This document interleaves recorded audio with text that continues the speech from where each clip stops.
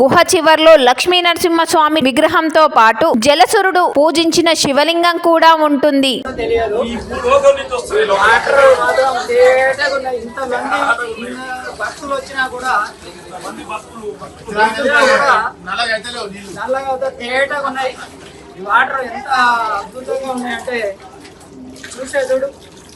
సాక్షాత్తు లక్ష్మీ నరసింహస్వామి వారే ఈ నీళ్లను ప్రవహించినట్టు చేశారని చెప్పి మేము భావిస్తూ జై బోలో లక్ష్మీ నరసింహస్వామికి.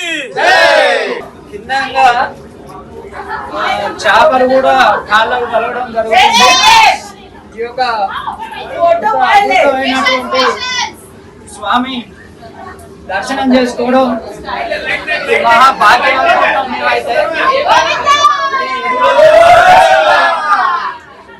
ఇక్కడ భక్తులు చిన్న చిన్న పిల్లలు కూడా ఆనందంగా ఆహ్లాదకరంగా ఇంత లోతు నీళ్ళల్లో నుంచి కూడా ప్రయాణం చేసుకుంటూ దర్శనానికి వెళ్తున్నారు. ఇక్కడ ఉన్నటువంటి ఈ అద్భుతాన్ని మరి ఇక్కడికి వచ్చే భక్తులు కూడా ఎన్నో జన్మలు చేసుకున్న పుణ్యంగా భావించి ఇక్కడికి సుమారుగా మెడలో మునిగిపోయేటువంటి నీళ్లు రూపాంతరం చెందుతూ ఇంత అద్భుతమైనటువంటి ఈ యొక్క దర్శనం, ఈ లక్ష్మీ నరసింహస్వామి దర్శనం ఎంతో పుణ్యం చేసుకుంటే ఇలాంటి దర్శనాలు కలుగుతుంటాయి.